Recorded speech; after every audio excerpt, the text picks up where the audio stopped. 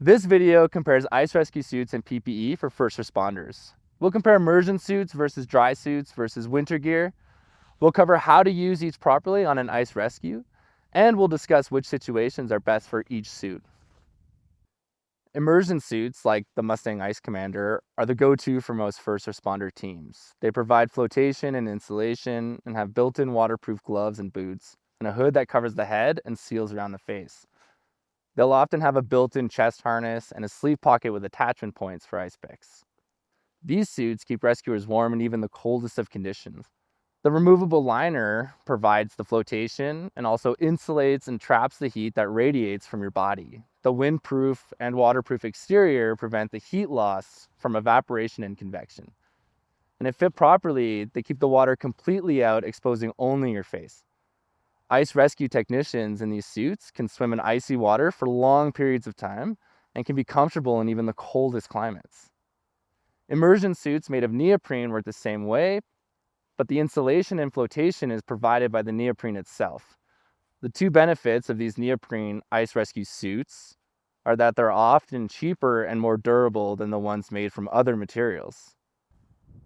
Immersion suits have enough built-in flotation that even if the zipper fails, they'll still keep the rescuer floating at the surface. However, the standard in much of North America is for first responders to wear rescue PFDs on top of their ice immersion suits. This is for 5 reasons. Number 1, sometimes certain models of immersion suits aren't approved in an agency's jurisdiction, according to the workplace safety standards.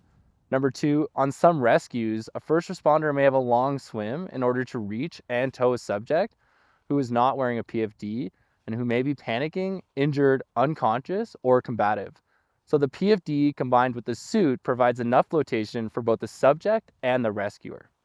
Number 3, many teams use the same PFD for all water rescues, including ice, swiftwater, and boat rescues. And this way, they can always have their knife, whistle, glow stick, and rescue hardware in the same place, even when they're not wearing an immersion suit. It's important to keep in mind that the pockets with zippers and buckles often get frozen shut in cold conditions and cannot be opened until they thaw out. Number 4, the PFD protects the suit and zipper from damage and punctures when swimming, crawling, and sliding over ice chunks and rough surfaces. And number 5, the PFD helps keep the suit streamlined and less baggy for smaller rescuers. On the other hand, the reasons that teams in some jurisdictions may wear immersion suits without PFDs are that number 1, the suits do float rescuers adequately on their own.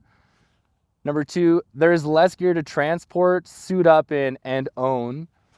Number 3, these teams may not have a need for rescue PFDs or proper training in their use based on the type of rescues they might encounter in their region. For example, if the only place where an agency may need to respond to a call is a small pond with surface ice over still water, immersion suits on their own may be adequate and make sense. And number 4, some rescuers may find it harder to maneuver in the water with extra bulk and flotation of the PFD. Note that on our courses for field workers, students don't wear PFDs on top of the immersion suits. This is because they're not training to do call-in rescues. They're training for situations where they're wearing other PPE appropriate for their winter field work. So we use the immersion suits on these courses to stay warm and functional during training. Some disadvantages of immersion suits are that they are not appropriate for swiftwater rescue because they're too bulky and have too much flotation to swim and maneuver in strong current and technical rapids. They're expensive, somewhat fragile, and difficult to repair. The built-in gloves and lack of relief zipper mean that you need to partially take off the suit in order to go to the bathroom or operate gear or devices that require fine motor skills or to provide medical care. And they're too warm to wear for prolonged periods of time in warmer conditions, so the rescuers can become overheated and sweat profusely. The main advantage of immersion suits and the reason for their popularity is that they're usually the warmest option. And in truly cold conditions, rescuers are able to get in the water and then stay active and functional for longer before starting to be at risk of hypothermia.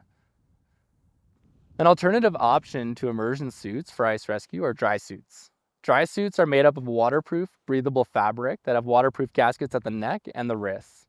At the feet, they may have ankle gaskets, but more frequently, they have built-in waterproof socks, which you wear shoes or boots over top of.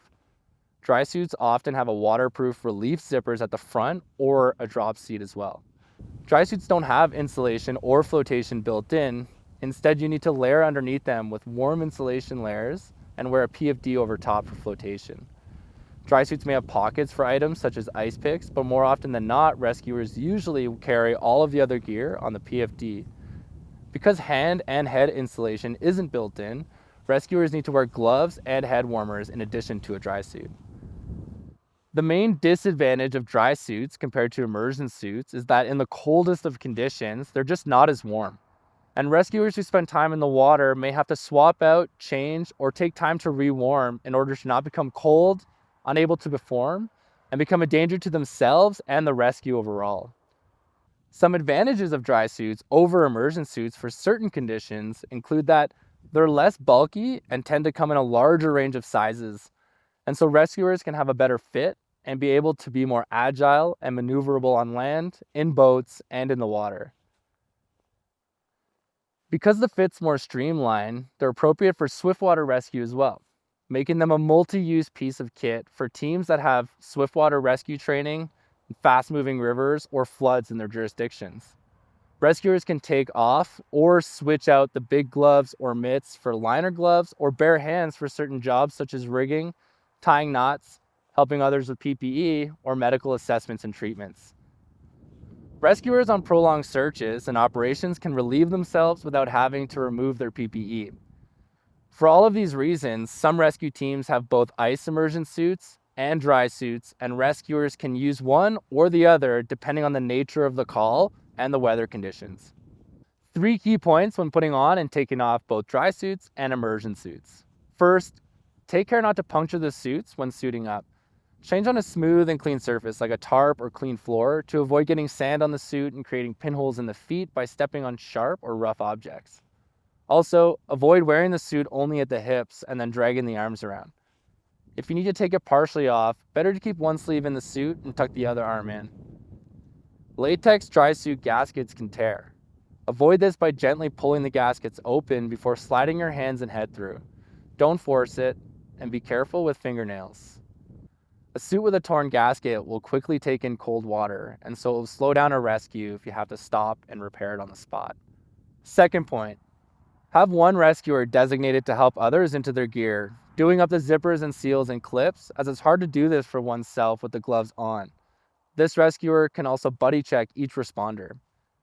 Check that all zippers are fully closed, all straps and clips are well fastened, the gear fits and is tightened, all gear such as knives, whistles, glow sticks, headlamps, ropes, or rescue hardware are all in the place where they should be. There's no gear or clothing hanging off the responder that can create an entrapment risk or restrict range of motion. And lastly, remind the rescuer to burp the air out of the suit by crouching down while releasing the face or neck seal. Departments need to schedule maintenance of both dry suits and immersion suits. So follow the manufacturer's instructions to remove and wash liners, wash the suits inside and out, and use UV protectant. Check and wax zippers, moisturize the gaskets, and pressure test the suits to find holes and make the repairs. The next option for rescuer clothing is not meant for going in the water. Rescuers can wear winter gear such as mountaineering style hard shell jackets and bib pants, or snowmobiling jackets and snow pants, along with winter boots. These garments can have built-in flotation. This is sometimes called a floater suit. Or rescuers can wear a PFD over top of non-floating jackets and pants. These setups let water in if a person goes through the ice and into the water. The flotation in this case can be life-saving, but the rescuer will start to get cold quickly and will need to dry off, change, and warm up once they're out of the water. Rescuers who may dress this way around surface ice include backcountry medics, park rangers, and SAR team members. They may be involved with prolonged searches, rescues, or evacuations in winter conditions where they wouldn't be able to manage their sweat and temperature in a dry suit. And they're often carrying gear in jacket pockets, vests, or backpacks, like medical equipment, survival gear, or radios that they want to prevent from getting wet and freezing. Rescuers who dress this way, if they're involved in an ice or water rescue, would want to favor the techniques or roles within the rescue where they stay out of the water or have a good plan for self-rescuing and getting warm quickly if they need to go in. They also have to be more prudent and move more slowly when traveling on ice compared to those in immersion suits or dry suits. They have to test thicknesses more frequently and look out for weak spots constantly, since falling through can have a higher consequence and take them out as a rescuer. All of this can really affect their speed in moving across the ice in order to access, contact, and stabilize a subject, and it limits their options for rescue techniques.